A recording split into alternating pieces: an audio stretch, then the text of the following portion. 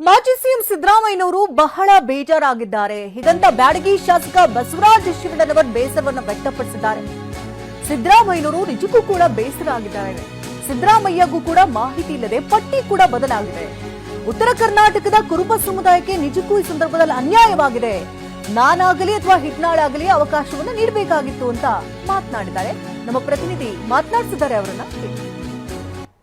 ಈ ಬಾರಿಯ ಸಚಿವ ಸಂಪುಟ ವಿಸ್ತರಣೆ ಹಲವು ಮಂದಿ ಹಿರಿಯರಿಗೆ, ಅರ್ಹರಿಗೆ, ಸಾಮರ್ಥ್ಯ ಇರುವಂತವರಿಗೂ ಕೂಡ ಅವಕಾಶವನ್ನ ಕೈತಪ್ಪಿಸಿದೆ. ಅದರಲ್ಲಿ ಪ್ರಮುಖವಾಗಿ ಕೇಳಿ ಬರ್ತಾ ಇದ್ದಂತಹ ಹೆಸರು ಬ್ಯಾಡಗಿ ಶಿವಣ್ಣ ಅವರದ್ದು. ಈ ಬಗ್ಗೆ ಮಾತನಾಡೋದಕ್ಕೆ ಸ್ವತಃ ಶಾಸಕರೇ ನಮ್ಮ ಜೊತೆಗಿದ್ದಾರೆ.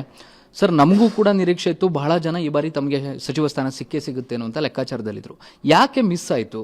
ಏನು ಕಾರಣ ಇರಬಹುದು? ಅಥವಾ ಹಿರಿತನ ಅನ್ನುವಂಥ ಕಾರಣಕ್ಕೋಸ್ಕರ ಸಿಗ್ಲಿಲ್ವಾ? ಏನು ಅನ್ಸುತ್ತೆ ಸರ್? ಈಗ ನಮ್ಮ ಹೆಸರಾಗಲೇ ಸನ್ಮಾನ್ಯ ಸಿದ್ದರಾಮಯ್ಯ ಸಾಹೇಬರು ಶಿಫಾರಸು ಮಾಡಿದ್ರು.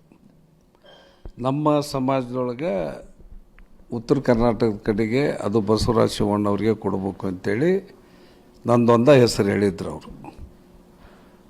ಅದು ಕೊನೆ ಹಂತದವರೆಗೆ ಕೂಡ ಬಂದತ್ತು. ಕೊನೆ ಗಳಿಗೆ ಒಳಗೆ ನೂತನವಾಗಿ ಆಯ್ಕೆಯಾಗಿರ್ತಕ್ಕಂಥ ಶ್ರೀಮತಿ ಗಾಯತ್ರಿ ಶಾಂತೇಗೌಡರು MLC ಅವರು ಕೂಡ ನಮ್ಮ ಸಮಾಜದವರು.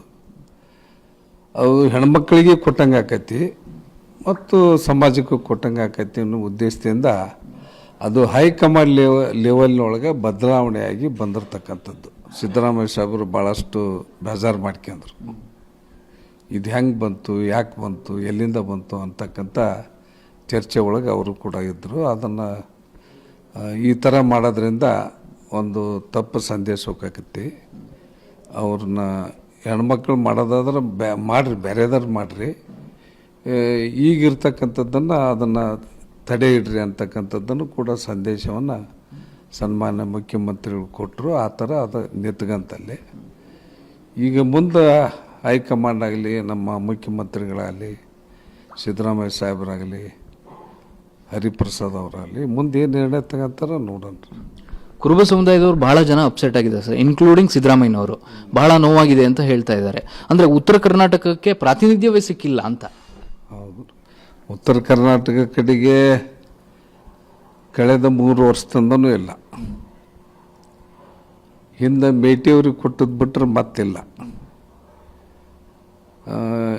ಆ ಕಾರಣಕ್ಕಾಗಿ ಜನ ಸಹಜವಾಗಿ ಸಮಾಜ ಜನ ಮನಸ್ಸಿಗೆ ಒಟ್ಟು ಬೇಜಾರು ಮಾಡ್ಕೊಂಡದ್ದು ಸತ್ಯ.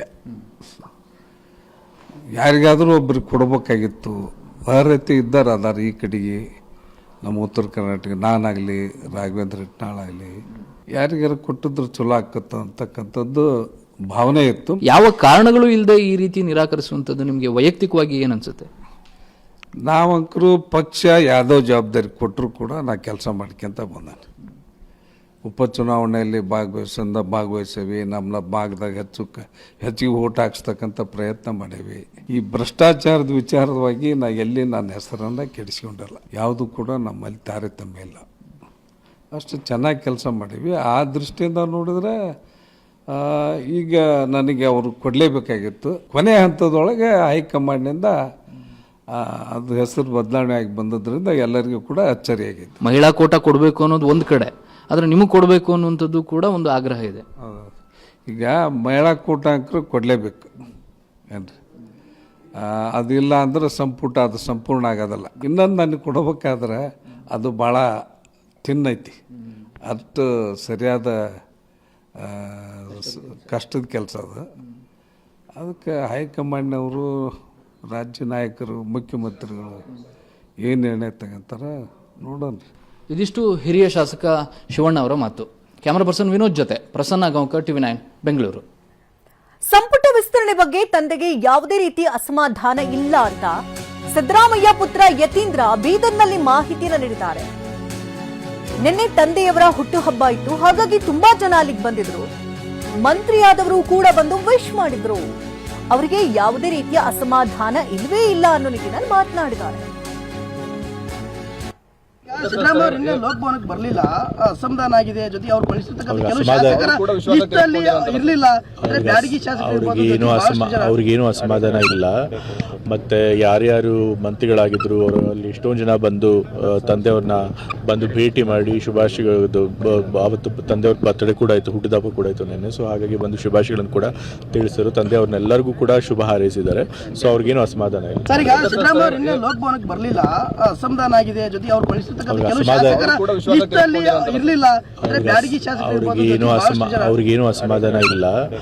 ಮತ್ತೆ ಯಾರ್ಯಾರು ಮಂತ್ರಿಗಳಾಗಿದ್ರು ಅವರಲ್ಲಿ ಎಷ್ಟೊಂದು ಜನ ಬಂದು ತಂದೆಯವ್ರನ್ನ ಬಂದು ಭೇಟಿ ಮಾಡಿ ಶುಭಾಶಯಗಳು, ಅವತ್ತು ತಂದೆಯವ್ರ ಬರ್ತಡೇ ಕೂಡ ಆಯಿತು, ಹುಟ್ಟಿದಬ್ಬ ಕೂಡ ಆಯಿತು ನೆನ್ನೆ. ಸೊ ಹಾಗಾಗಿ ಬಂದು ಶುಭಾಶಯಗಳನ್ನು ಕೂಡ ತಿಳಿಸಿದ್ರು. ತಂದೆಯವ್ರನ್ನ